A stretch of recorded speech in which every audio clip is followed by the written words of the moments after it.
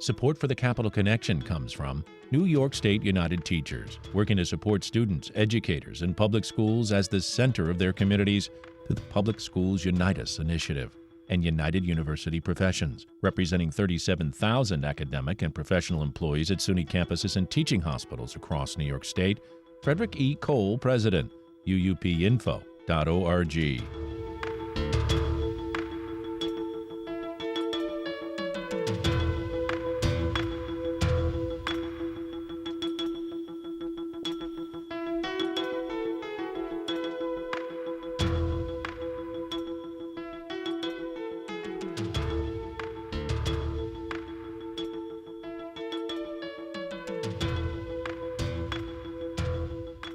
It's the Capital Connection. Hi, I'm David Gistina. With us this week is New York State Assemblymember Deborah Glick, a Democrat and chair of the Committee on Environmental Conservation.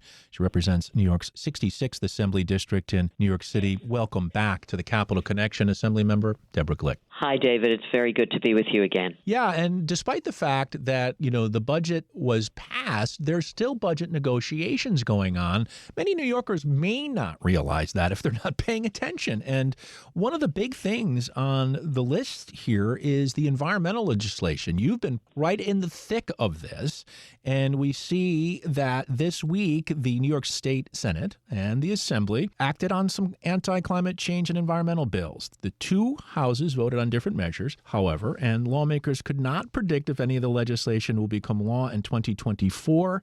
Deborah Glick, help us understand what's happening here. Maybe we should start with the Climate Change Superfund bill. The Senate has just passed that. We've had it in committee. I'm hopeful that we'll be able to put that out shortly so that it can get a full hearing from the entire body. It attempts to ask polluters, fossil fuel companies, to pay into a fund to mitigate the damage that has resulted from the use of fossil fuels. And let me just say that for those listeners, we know that some corporations that have products that are damaging either to our health or to the environment know about that damage years before the public does. And they, in some instances, like ExxonMobil, they very clearly worked to undermine climate science and to cast doubt on what was understood to be damage from fossil fuels. And I will say that the first discussion in government about the impact of CO2 occurred back in the Kennedy and Johnson administration, when scientists were first indicating that there seemed to be an issue. And so here we are, all these years later, and the result of climate change is plain for everyone to see. Increased storms, more damaging storms, rising sea levels, melting ice caps. The clock is ticking, and we have to do something. And those who have created the problem, just as we asked the tobacco industry to pay for increased access to health information and smoking cessation, we need to ask the fossil fuel companies to step up. Yeah, and I understand from what I've read and knowing the legislature after 35 years that the lobbyists from those industries work hard to kill that legislation.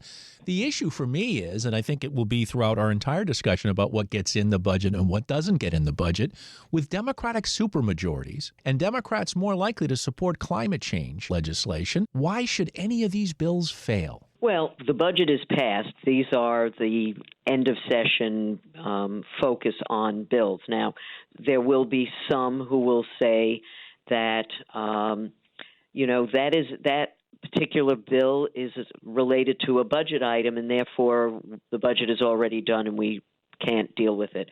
But there certainly are opportunities to address significant policy initiatives, and that's what we're going to focus on for the next 4 or 5 weeks. And I think that what happens is, in some instances, there is a different perspective in each of the houses, and the houses have different ways of deliberating.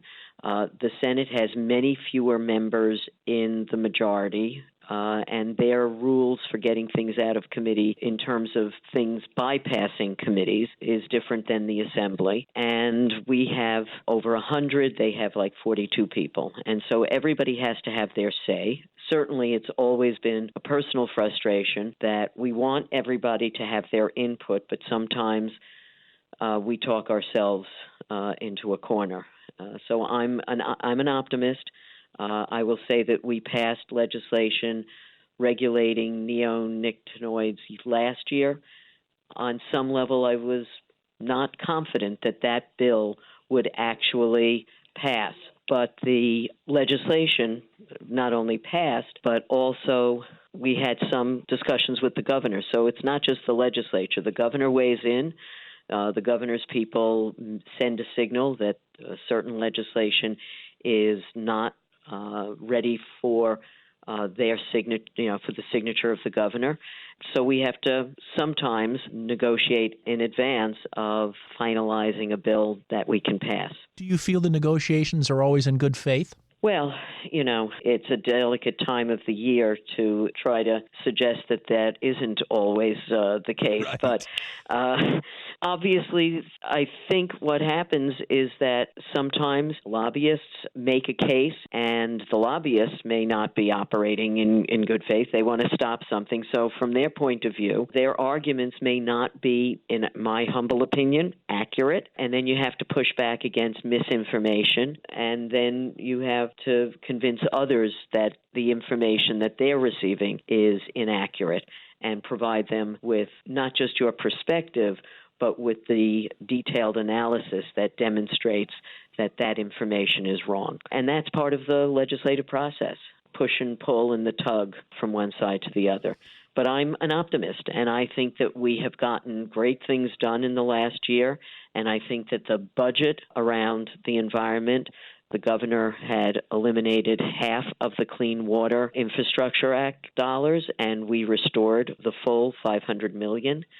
There was an attempt to take bits and pieces out of the Environmental Protection Fund and sequester that for what we refer to as personal services. That would be really employment dollars. And we succeeded in pushing back on what we believed was draining away $25 million from the fund and restoring all of the items that had been nickel and dimed, $3 million away from municipal parks and $3 million away from municipal recycling and so on. All of that got restored. And so I believe that in the end, we came out with a good budget for the environment. So the question is, was it in good faith? Ultimately, yes. We're speaking with Assemblymember Deborah Glick. She's a Democrat and chair of the Committee on Environmental Conservation. Now let's move to the New York State Packaging Reduction and Recycling Infrastructure Act. You acted on this bill in your House. It's something that New Yorkers are hearing about because of the idea that now we will make it illegal to have individually wrapped cheese slices. Well, first of all, I would remind people that plastic is comprised of many different chemicals, some of which have toxic components, whether they are an endocrine disruptor or a reproductive toxicant. These are things that shouldn't be in our food. Now, the bill itself includes clearly that we do not override federal regulations. So some of this is scare tactics by the industry that doesn't want to do anything different. But I would also remind the listeners that plastics have only been around for the last 50 or 80 years. Cheese has been around for a very long time. And I grew up and there was cheese that was in wax. There was cheese that was in wax paper. There was cheese that was in cheesecloth. So the notion that we can't break the addiction to plastic is wrong. And it is vital for the future of the planet that we finally break with the majority. There may be some applications that we can't, but it shouldn't be in our food, and it shouldn't be certainly the scare tactics about the individual lunch packaging for kids Consumer Reports just put out a report indicating that it had huge levels of salt, terrible for children, terrible for anyone, traces of cadmium and lead, again, not good for kids. And this was Consumer Reports. This was not the Democratic Assembly or an individual advocacy organization. This was Consumer Reports. Haven't we seen also the medical community, science, looking at the amount of plastics in our bloodstream? It's around the world. It is very concerning, and certainly we don't know the final outcome, but the reality is that these plastics are made up of, and other exposure that we have through personal care items, whether it's PFAS or plastic or whatever, we see people having health problems at younger ages, and it has to be environmental problems, that exposures that are impacting people's health. It's not just what was first microplastic, now it's nanoplastic, and that's what's in people's bloodstream. And we don't know the full impact of that, but we do know that plastic doesn't go away, and we know that the oceans are filled with plastic, and it's not recyclable. There are only a couple of, I think the number 1 and the number 2 plastic is recyclable. The rest of it is nonsense. Yeah, and it seems like, as you said, the clock is ticking here, and we need to take measures. And it seems like the gap comes between the industries who want to sell these products and lawmakers and people who want them to innovate, basically, to choose climate-friendly ways of packaging, for example. And then you take, for example, the HEAT Act. So there's the utilities, and they don't necessarily want to put out more. They want to make more money. And that also didn't get through the Assembly. Can you talk about that a little bit? Well, that's been in the Energy Committee, so my detailed backstory is not perhaps the same as the chair of the committee might have, or the sponsor of the bill. But I do think that it had a lot of support, and it was very concerning. And I think that to some extent in the negotiations between the three partners, the three legs of the stool, while the governor had a small part of it in her budget, the Senate was pressing for the full HEAT Act, and it fell off the table. I don't know why. I think that it was concerns about in the end, not that I subscribe to what the concerns were, but I think that we had a lot of pressure, that it was going to hurt people, hurt jobs. The governor's been very clear, things that have to do with affordability. Now, from my perspective, this was going to save people money, and it's why I am a co-sponsor. But in the end, I'm not sure why it didn't cross the finish line. It had broad support, but it was one of the things that when you're putting together a budget, sometimes even good things fall off the table. And this was one of those things that fell off the table. Yeah. I hate it when that happens. Do you see any salvaging of this? Will we ever see a situation where most of our citizens can afford to heat their homes? I absolutely believe that we are moving. The problems with the environment were generated over the last several decades. We have many different areas in which we have to fix it. We see that we have given support for water infrastructure, which is crucial. There are lead service lines all over New York State. Those have to be eliminated. People need to have screening for forever chemicals, and those have to be expunged from our water supply. Obviously, I'm carrying the Packaging Reduction Act. It's being viewed by industry as something that will increase cost. It will help them reduce cost and incentivizes innovation. They will have to pay in, because right now all of New York's taxpayers are paying to dispose of the excess packaging that is being produced. They should have some responsibility for that expense. And once they do, they will have an incentive to move to less packaging, less damaging packaging. There is an incentive for increased recycled material in their packaging, so we create a market for recycled material. And they pay less as they produce less excessive packaging, and they save money on not making excessive packaging. So we see it as, and it's over years.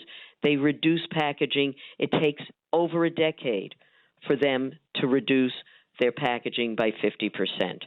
So they're given time. It does not even begin to hold them accountable for the first few years so that they have a chance to retool. So industry always screams that this is wrong, but it's the taxpayers who've been picking up the cost, and we have landfills that are at capacity, and those aren't healthy places. And it shouldn't be the burden of the government and therefore the people to pick up the freight for all of this excessive packaging. They'll just have to innovate, and we believe they have the capacity. They figured out how to make blister packs. They can figure out how to go back to something that is less damaging to the environment. So we know how to go back to basics, and that's what that bill does. And I'm confident that we're going to move forward on that this year. By the way, those listeners who keep hearing emergency vehicle sirens in the background, I assure you Assemblymember Deborah Glick is fine. She's in no danger. She just happens to be in New York City. You just want to make sure people aren't worried about you at this point.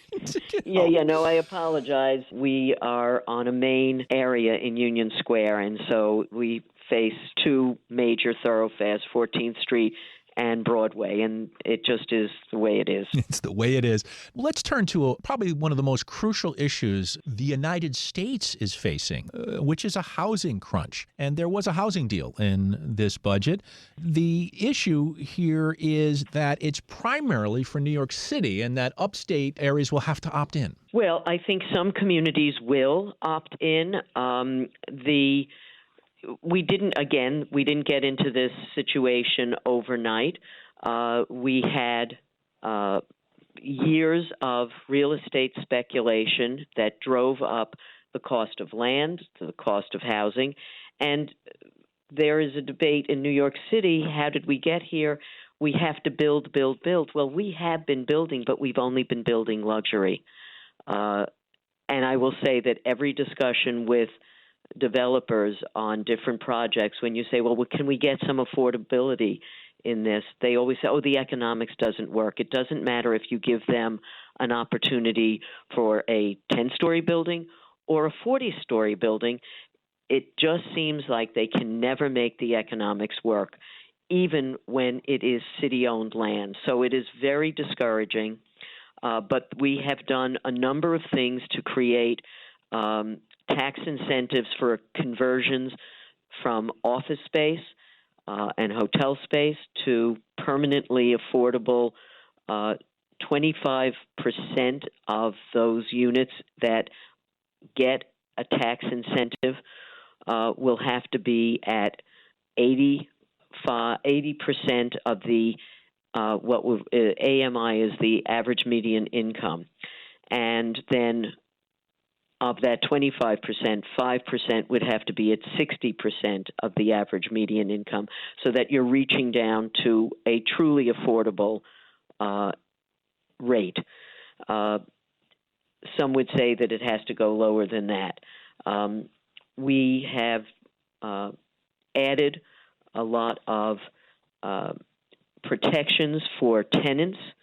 Some of the reason people lose their housing is because there is a desire to push people out who have been long-term renters. That's what makes a stable neighborhood, a stable community, and that's their home. They may be renting, they don't own it, but that's their home, and they've been there for 20 years, and then a new owner comes in and says, I'm going to raise the rent by 50%. Obviously, there's nobody who could absorb that kind of increase from one year to the next. And so we've said, you can't have usurious increases in rent, but you can certainly, if somebody is operating an illegal operation out of their apartment, if they're not paying their rent, if they're disruptive influences in the building, the landlord can take action. That has always been their ability, and we don't take that away, but we do say that you cannot make usurious increases, and that's the good cause eviction piece. So there are tenant protections. There are opportunities for the legalization of basement and cellar apartments. They've been sort of under the radar, and they need to be legalized in a way so that they meet health and safety code operations. And lots of people are living in them. We want to make that legal so that they are not at the whim of the landlord, or being driven out by the Department of Buildings that says you're in an illegal location. Assemblymember Deborah Glick, I am looking here at the phrase book banning. And in 2024, you have introduced legislation to prohibit partisan book banning. In your wildest dreams, did you ever think, after becoming a legislator, that this is the kind of legislation you'd have to introduce? No, and it's shocking that it's happening in New York, and it's happened in different places, and it's not just in rural communities. There have been attempts on Long Island. There have been attempts in parts of New York City where small numbers of parents decide that they don't like a particular book, even if they haven't read it. They don't like the title. They don't like the name of the author. So I just think that it is clear we need to set some standards and ensure that a small number of people who are quite organized and quite vocal but don't represent the majority, make a stink, as it were, and, the library board gets nervous, the school district gets nervous. Librarians have been under attack. Librarians are under attack. There are a lot of things I would not have imagined. Librarians being under attack is certainly one of them. It's closer to Fahrenheit 451 than I ever want to get. Well, let's turn to another piece of legislation that hasn't gone through, but I believe I read is still being considered. That's medical aid in dying. Where are you on that legislation? I fully support the right of people who are facing a terminal illness for whom they've run out of health care options. They're suffering, and they have a right to die with dignity. And I don't think there's anyone who hasn't been touched either by a friend or a family member who has gone through very, very painful and distressing health challenges. And while we have hospice, which helps people get palliative care, they may decide that they really don't want to linger for another month or two. And they should have the right to ease themselves out of this world. I've had family members who I know would have made a different choice, friends who would have made a choice. I visited a friend some years ago who said, I'm just sitting here waiting to die. Yeah. And that is not humane. We recognize that there are instances when our pets need to be assisted out of this world, and we should at least do the same for our friends and family members, give them the option to do so. Finally, Assemblymember Deborah Glick, I want to address what has taken over many of the news headlines, not only in New York, but across the country on college campuses, as students who seem to be doing some critical thinking, I must say, and are out there expressing their ideas in protests, largely upset with what's happening in Palestine. Obviously, the Israel-Hamas war is happening, and that has created outrage on college campuses. Can you talk about that a little bit? Well, I think it's a very complicated situation. Students have a right to protest, but they don't necessarily have the right to disrupt the operation of the university for other students who do not share the same commitment or interest. And I think on some of the campuses, the protests attracted people who were not part of the university community. And at a certain point, the university was hearing from students, family members, that they're paying for the same opportunity for their kids to get an education, and that wasn't happening. Aside from the fact that in some places it wasn't purely peaceful and obvious in New York City, and the damage in Hamilton Hall is significant. But I will also say that there's been damage in protests when months ago there was a march down Fifth Avenue, been in a lot of marches, been in civil disobedience. Sometimes you get arrested. You get an opportunity to choose whether you want to be arrested or not. You either leave. If you choose not to, you get arrested. But the defacement of the New York Public Library was inexplicable to me. And some of the students afterwards said to me, well, they can just power wash it. It's a historic building. They can't just power wash it. And why would they have to? That is not peaceful demonstration. So I have very strong feelings about kids having the right to demonstrate, but I also feel very sad for the students and the families who are not going to have a commencement on some of these campuses. They didn't get a high school graduation because of COVID, and some of them won't get a graduation now because of demonstrations that they might not have, had a part in or any interest in. So the university has to try to make a safe space for everyone and still provide the education that the majority of students were seeking. Well, it's never enough time. We've been speaking with Assemblymember Deborah Glick. She's a Democrat from Manhattan and is a person who will spend the time, who reaches out when she wants to say something. And I can't tell you how much I appreciate that and hope that you'll just come back again when the time arises. First of all, I'm a regular listener, so I appreciate the work that everybody at WAMC does. And I'm always grateful for the opportunity to talk to your listeners. Thank you so much.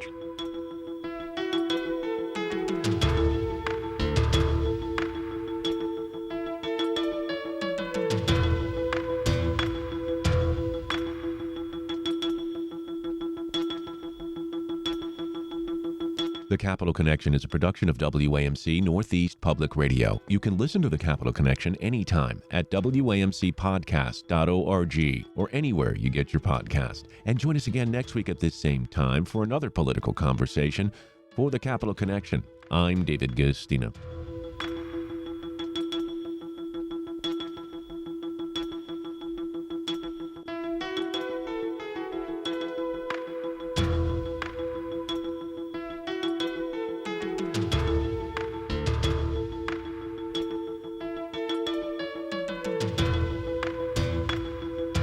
Support for the Capital Connection comes from New York State United Teachers, working to support students, educators, and public schools as the center of their communities through the Public Schools Unite Us initiative.